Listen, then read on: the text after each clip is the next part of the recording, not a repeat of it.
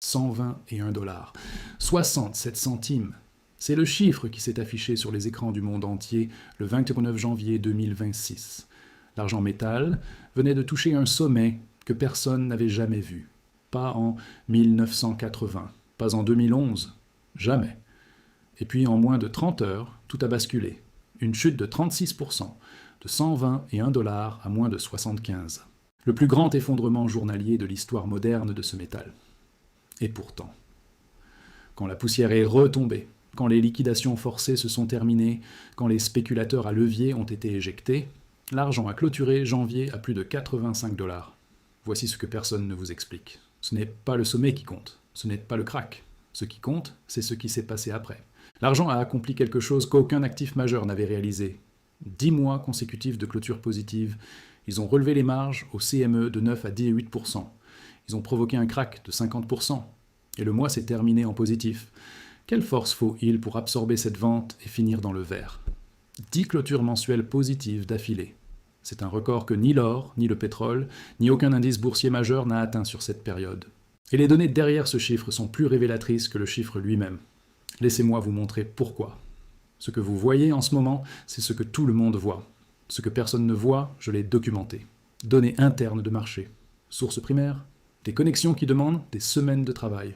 La recherche financière, lien dans la description. Mais laissez-moi d'abord vous montrer ce que les chiffres officiels ne disent pas. Le Silver Institute a publié ses projections le 10 février. Le marché entre dans son 6e déficit annuel consécutif. 67 millions d'onces de déficit prévu. La production minière à 820 millions d'onces. Le recyclage au-dessus de 200 millions pour la première fois depuis 2012. L'offre totale à runde 1,50 milliard d'onces. Un pic de la décennie. Et malgré cette offre record, la demande dépasse encore l'offre. Sur 5 ans, le déficit cumulé dépasse 800 millions d'onces. L'équivalent d'une année entière de production minière qui a disparu. Les coffres de Londres, New York, Shanghai se vident mois après mois. Les fonds négociés en bourse ont absorbé 491 tonnes depuis octobre 2025.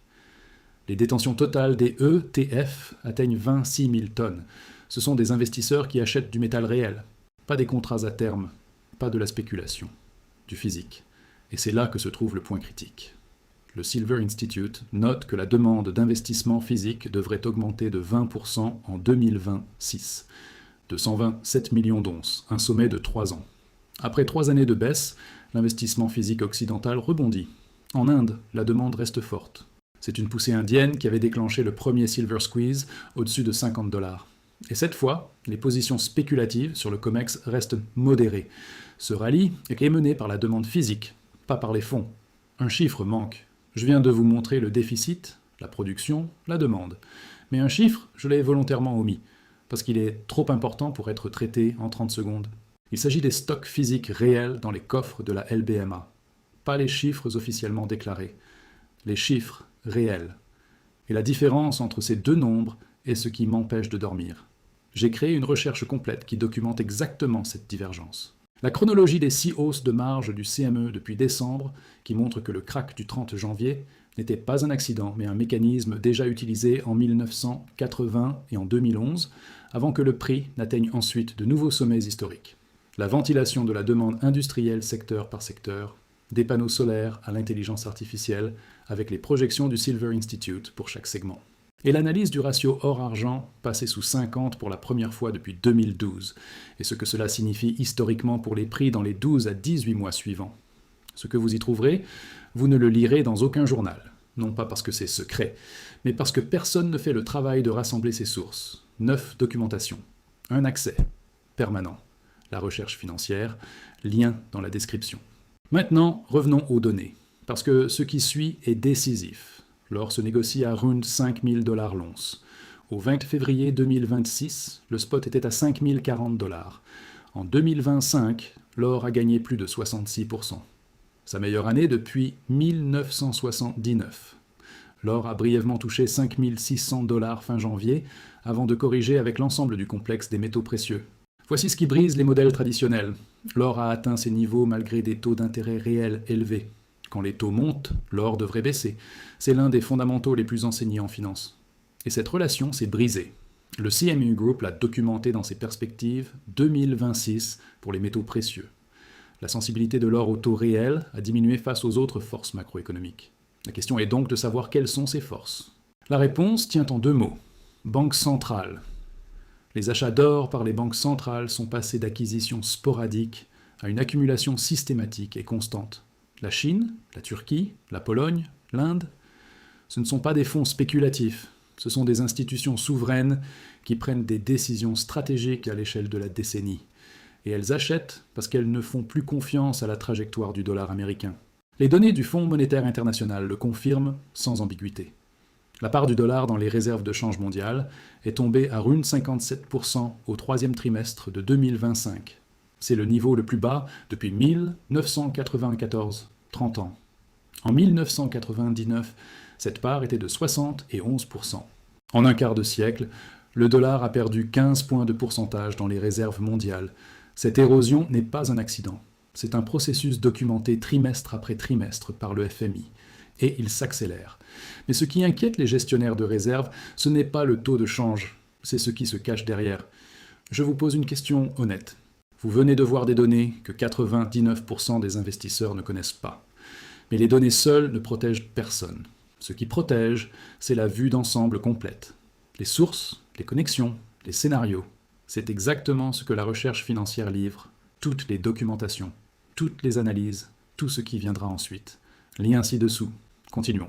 Au 4 février 2026, la dette nationale brute des États-Unis s'élevait à 38 000 milliards 560 milliards de dollars.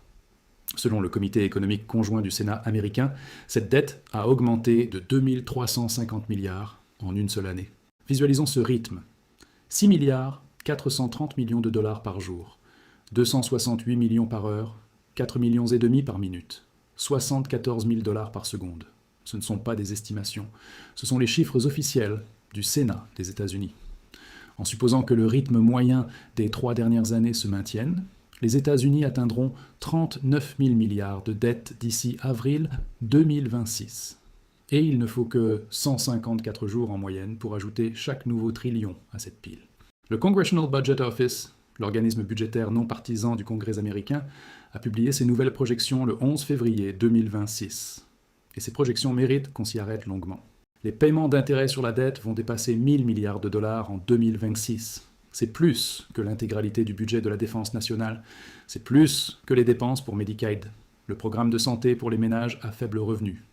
Quand un pays dépense plus pour rembourser ses créanciers que pour défendre ses frontières, cela dit quelque chose sur la trajectoire de ses finances. D'ici 2036, ces paiements d'intérêts vont doubler pour atteindre 2100 milliards de dollars. Près d'1 $ sur 5 de recettes fédérales sera consacré uniquement au service de la dette. Pas à la construction de routes, pas aux écoles, pas à la recherche, au service de la dette. Le déficit prévu pour l'année fiscale 2026 est de 1 900 milliards de dollars, soit rund 6% du PIB américain. C'est le double de la cible de 3% que les économistes considèrent comme la limite de soutenabilité budgétaire. Le CBO projette que la dette publique détenue par le public atteindra 120% du PIB d'ici 2036. Le record historique de 106%, établi en 1946, à la sortie de la Seconde Guerre mondiale, sera dépassé dès 2030. Nous ne parlons pas d'un scénario catastrophe, nous parlons du scénario de base. Ce ne sont pas des projections d'analystes indépendants ou de commentateurs sur les réseaux sociaux. Ce sont les projections officielles du CBO, l'institution que les deux partis politiques américains citent lorsqu'ils veulent appuyer leurs arguments budgétaires. Et les marchés intègrent cette réalité. C'est pour cette raison que l'or se négocie au-dessus de 5 000 $ l'once. C'est pour cette raison que l'argent refuse de briser sa série de 10 mois positifs, malgré des manipulations de marge sans précédent. Les métaux précieux ne réagissent pas au bruit quotidien. Ils ne réagissent pas aux déclarations politiques. Ils réagissent à la réalité mathématique d'une trajectoire de dette qui ne peut pas être inversée sans un événement de grande ampleur. Un reset monétaire, une inflation structurelle ou une restructuration de la dette souveraine. Et aucune de ces options n'est indolore pour ceux qui détiennent leur patrimoine en actifs papier. Connectons maintenant ces réalités parce que c'est dans la connexion que se cache la vérité que les médias financiers ne montrent pas. D'un côté, l'argent métal en déficit structurel depuis 6 ans, avec des stocks physiques qui fondent dans les coffres du monde entier. De l'autre, le dollar qui perd son emprise sur les réserves mondiales, avec une dette qui grossit de 6 milliards par jour et des intérêts qui dépassent le budget militaire. Ces deux tendances ne sont pas des histoires séparées. Elles sont les deux faces de la même pièce. Quand la confiance dans la monnaie de réserve mondiale s'érode, les actifs tangibles se réévaluent. C'est une loi que l'histoire a démontrée avec une régularité presque mécanique. Les années 70, après que Nixon a fermé le guichet de l'or en 1971, le dollar a perdu de sa valeur et l'or est passé de 35 $ à plus de 800 $ l'once en moins d'une décennie. L'argent est passé de rund 2 $ à 50 $ dans la même période. 2008, après l'expansion massive des bilans des banques centrales. L'or est passé de rund 700 $ à 1900 $ en 3 ans. L'argent a bondi de 9 $ à 49 $. Et maintenant, 2025 et 2026, les bilans des banques centrales n'ont jamais été aussi gonflés. La dette américaine n'a jamais été aussi élevée. Les intérêts n'ont jamais été aussi importants. Et le dollar n'a jamais été aussi bas dans les réserves mondiales depuis 3 décennies. Le schéma est là, devant nous, pour quiconque prend la peine de regarder les chiffres, plutôt que d'écouter les commentateurs qui n'ont jamais vu venir un seul de ces cycles. La différence, cette fois, c'est l'ampleur. La dette américaine en 1971 était de rund 400 milliards, en 2008 de 10 000 milliards. Aujourd'hui, 38 000 milliards. Chaque cycle de réévaluation des métaux précieux s'est produit dans un contexte de dette croissante et de confiance déclinante dans le système monétaire. Et chaque cycle a été plus violent que le précédent. Revenons à l'argent et à ce qui rend cette série de 10 mois véritablement historique. Mais d'abord, un point de contexte essentiel que la plupart des observateurs négligent. La part de l'or dans les réserves officielles mondiales a plus que doublé, passant de moins de 10% en 2015 à plus de 23% aujourd'hui, selon les données de l'ESAS de la Réserve fédérale publiées en juillet 2025. Mais cette hausse reflète principalement l'augmentation du prix de l'or, pas une explosion des achats physiques. La quantité physique d'or détenue par les banques centrales n'a augmenté que de moins de 10% sur la même période. Cependant, il y a 3 exceptions notables. La Chine, la Russie et la Turquie, qui ont massivement augmenté leurs réserves d'or physique. Et ces 3 pays sont précisément ceux qui mènent la charge de la dédollarisation. La Chine a réduit ses avoirs en bons du Trésor américain de 1 300 milliards en 2013 à rund 682 milliards en novembre 2025, selon les données du Conseil Atlantique. Mais cette baisse a été partiellement compensée par les achats de banques commerciales chinoises, désormais autorisées à détenir des actifs en dollars. La réalité est donc plus nuancée qu'un simple retrait chinois du dollar. Au total, les investisseurs étrangers détiennent encore un record de 9 350 milliards de dollars en bons du Trésor américain, dont 4 800 milliards détenus par le secteur privé et 3 800 milliards par les institutions officielles. La part étrangère dans le marché obligataire américain a certes diminué, passant de 50% en 2010 à rund 30% aujourd'hui, mais c'est surtout parce que la dette américaine a explosé, pas parce que les étrangers ont fui. C'est un point important. La demande étrangère pour les bons du Trésor n'a pas disparu, mais elle n'a pas suivi le rythme de l'expansion astronomique de la dette. Et la différence est comblée par la Réserve fédérale et les investisseurs domestiques. Quand un pays doit de plus en plus compter sur sa propre banque centrale pour absorber sa dette, cela crée une spirale que les économistes appellent la domination budgétaire.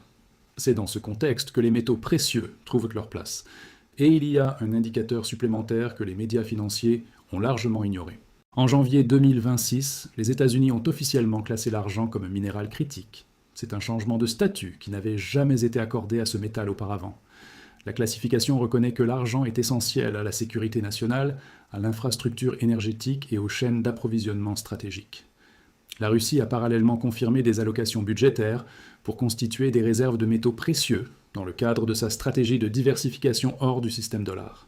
Ce ne sont plus des mouvements de marché ordinaires, ce sont des décisions souveraines prises par des États qui réévaluent la place des actifs tangibles dans un monde où la confiance dans les monnaies fiduciaires s'effrite. Le 30 janvier 2026, le CME a relevé les marges sur les contrats à terme de 15 à 18%. Ce n'était pas la première hausse. Depuis décembre 2025, les marges ont été relevées à répétition. Bloomberg a rapporté au moins 2 hausses rien qu'en janvier. En 1980, des mesures similaires avaient mis fin au rallye des frères Hunt. Le COMEX avait instauré la Silver Rule 7, interdisant l'achat d'argent à crédit. Le prix s'était effondré de 49 $ à moins de 11 $. En 2011, quand l'argent avait approché 50 $, plusieurs hausses de marge avaient déclenché une chute de 35% en 10 jours. Mais en 2026, quelque chose de fondamentalement différent s'est produit. Le prix a chuté, oui, de 121 $ à moins de 75 en 30 heures. C'est brutal, C'est violent. C'est exactement ce que les hausses de marge sont censées provoquer. Mais le mois s'est terminé en positif. Et le prix est remonté au-dessus de 80 $ en février. La différence, c'est la nature de la demande. En 1980, le rallye était mené par deux individus qui accumulaient des contrats à terme. Quand les règles ont changé, personne n'était là pour absorber la vente. En 2026, la demande vient de milliers de sources. Les ETF, les investisseurs particuliers en Inde et en Chine, les industriels du solaire et des semi-conducteurs, les gestionnaires de patrimoine qui cherchent une protection contre la dévaluation. C'est une demande structurelle, pas spéculative, et c'est la raison pour laquelle les hausses de marge n'ont pas le même effet qu'autrefois. Maintenant, l'argument contraire, parce que sans cette rigueur, cette analyse ne vaudrait rien. L'argent à 80 $ avec une volatilité de niveau de crise signifie que des corrections brutales peuvent survenir à tout moment sans changement fondamental. Le secrétaire au Trésor baissant a attribué les mouvements extrêmes à l'activité spéculative des traders chinois. La fabrication industrielle devrait baisser de 2% à rund 650 millions d'onces. Le secteur photovoltaïque recule à mesure que les fabricants réduisent l'argent par module, un phénomène que les analystes appellent thrifting, et qui pourrait freiner la demande à long terme. Les prix élevés encouragent aussi l'exploration minière, ce qui à terme augmentera l'offre. Mais voici le contrepoint qui, pour l'instant, domine le tableau. Même avec cette baisse industrielle, même avec le recyclage au plus haut de la décennie, le marché reste en déficit de 67 millions d'onces. Les nouveaux moteurs compensent les pertes du solaire. L'intelligence artificielle, l'électronique automobile, les semi-conducteurs. L'argent possède la meilleure conductivité électrique de tous les métaux. Dans un monde qui s'électrifie, c'est un avantage que la chimie ne permet pas de contourner. La Réserve fédérale a procédé à 3 baisses de taux fin 2025, ramenant le taux directeur à rund 3,5%. Les marchés anticipent 60 points de base de baisse supplémentaires cette année. Quand les taux baissent, le coût d'opportunité de détenir des métaux diminue. Le mandat du président de la Fed arrive à échéance en mai. Les marchés anticipent d'un successeur plus accommodant. Prenons du recul. En 2025, l'argent a gagné 147%, sa meilleure performance depuis 79. En janvier, 70% de plus avant le krach. Le ratio or-argent était passé sous 50 pour la première fois depuis 12 ans.